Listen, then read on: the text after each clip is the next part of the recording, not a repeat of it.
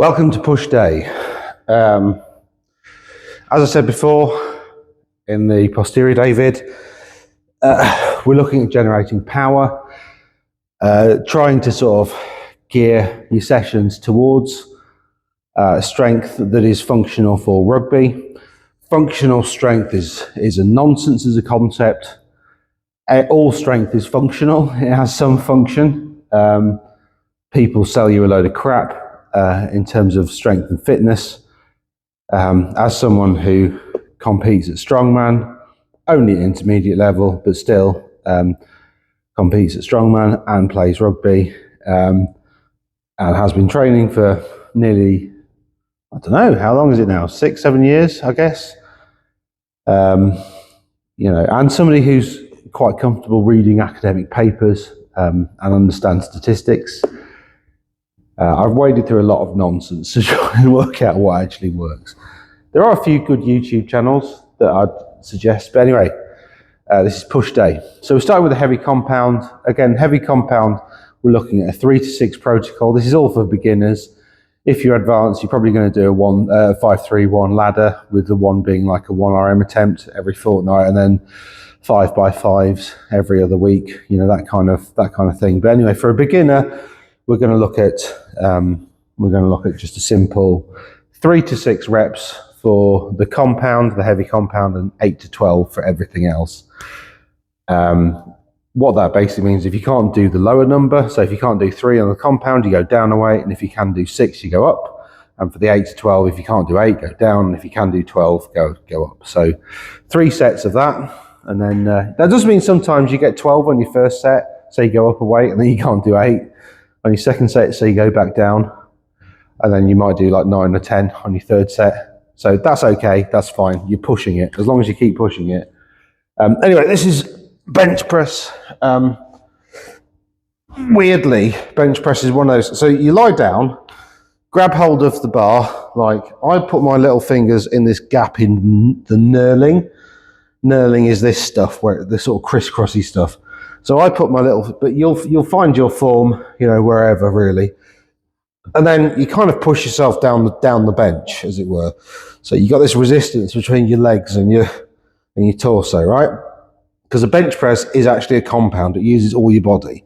Well, if there's any weight on. I mean, this is quite light for me, but I had training yesterday, so I'm still in pain. Right, so bench press, it starts above your eyes, and then it comes down to here, to your nipples. It's quite difficult to get good form when there's no weight on the bar, but yeah, so the bar path is not a straight up and down. It kind of travels at a bit of an angle. So that's your normal bench. If you want a bit of variation, you can do close grip, which is just to hit where it's close grip. It's quite straightforward. And then you again bring it down, and this works more of your triceps. It does work your pecs as well, obviously.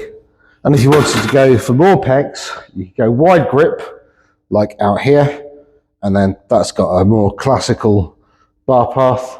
But I wouldn't bother with wide grip necessarily. You're better off doing some accessory work if you want to, like, what you want to do to get your muscles to grow is hit them at maximum stretch, okay? That's what the next thing's going to do. So hit them with a lot of weight and maximum stretch and really power through.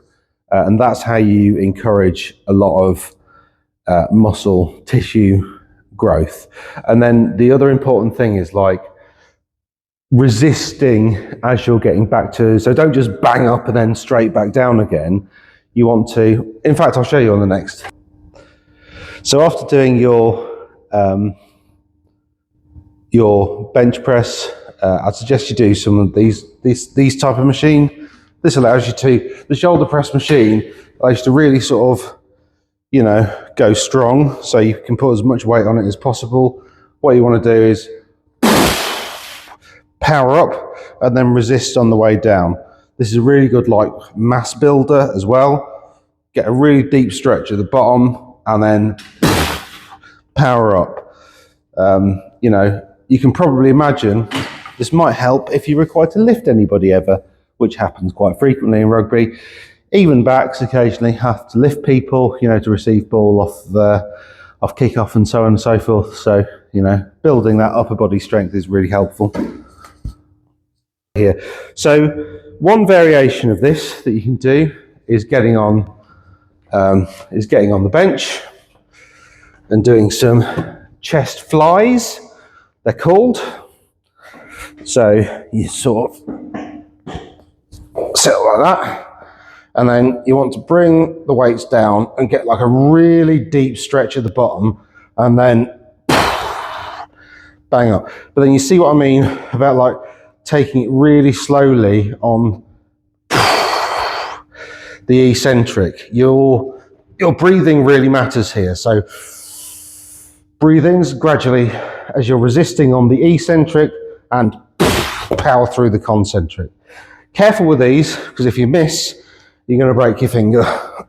I've broken my fingers loads because I'm a clumsy drip. So this is the improved version of chest flies. If you've got access to one of these machines, any cable machine will do, a pec fly, whatever. You know, because again, it hits you at a bit more of a stretch, and also because it's a cable, there's always resistance. Whereas with a dumbbell, when the weights are at the top, there's actually no weight on you, really. You're just holding them forwards. Whereas with this, it keeps your muscles, you know, continuously under tension. Plus also, when you get to being quite strong, you can rep out at maximum weight, which is quite cool.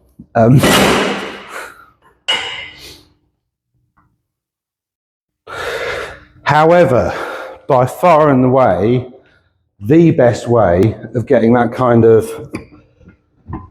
pec activation is to use the double cable machine. Now, put these at about knee height. I'll explain why in a second. You are almost never, if you're in a busy gym, going to get on one of these, because people use one or the other. So that's why I've shown you some alternatives. If you can get on this, this is the best, hands down, as long as you can find two matching handles. I think I saw the rest of them over there, but it doesn't really matter. I'm just going to do a demo. Now, the reason you want them at knee height is because for rugby, you want the same weight both sides. What you want to be doing is kind of leaning forwards, put one leg forwards, and then bringing them up, but offset, okay? And then one to the right. It's quite difficult. And then one to the left, and then really feel that stretch at the bottom, and then up like that. So, that was probably a bit too much weight to demo, but anyway. So what we're trying to do there is we're trying to encourage the wraparound, right? Because when you tackle, right, you normally go in, you can get this arm round quite quickly, and then this is like your lazy arm. So when you're tackling, you need to build up, so that's why we do a bit of offset work either side, to build up power in the wraparound. And that's the reason we want them down, because we don't tackle like this, do we? Not allowed to do that anymore. We tackle low. Oh, I'm not steady. We tackle low, got no studs. We tackle low and we have to wrap around, right? So the reason you don't get on these machines is because people use it for a lot of accessory work. So this is an overhead tricep extension, which I'd suggest you do next, because we just want something to work the triceps really, and also kind of like there's a bit of shoulder in this as well, so we're just kind of generally working all the pushy muscles. Some people use a cable for this and do it one-handed. I prefer to use a bar, so you can get more weight on. More weight means more power and more strength, doesn't it? So you kind of inelegantly pull it around your back and then just rep upwards. So you're trying to make it so you can feel the string running through your bum cheeks and just gradually up to the top. And remember, resist on the way down, power up, resist on the way down. You should be able to do quite a lot of weight with that. More than you think, probably. Because your traps kind of finish off here. So that's these boyos, these things are sticking out the top of my head.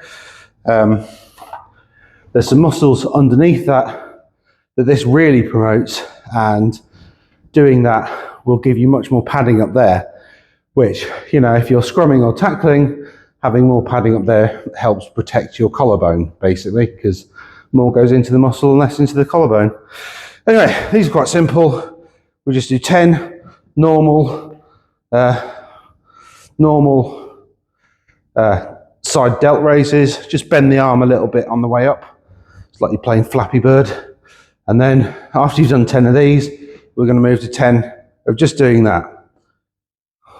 Just come out halfway, and that'll really fry. And it almost feels like it's frying this muscle under here. Now you can really grow this muscle quite a bit. You can really put a lot of weight on it. Later on, you might start off with a lighter weight and then move up to a heavy one to do that bit. Some people do 21s, which is basically where, you know, you pick a weight, you do 7 like that, and then you do 7 of the top half, and then you do 7 at the bottom half. Feel free to do those if you like.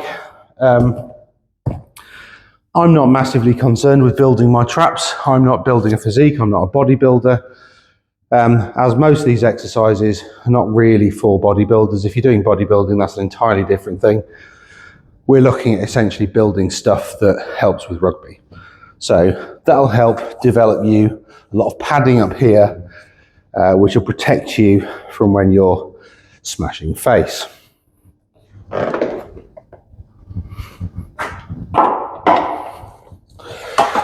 Ow! Always put your weights away, but I hate that rack. I keep catching my fingers in it.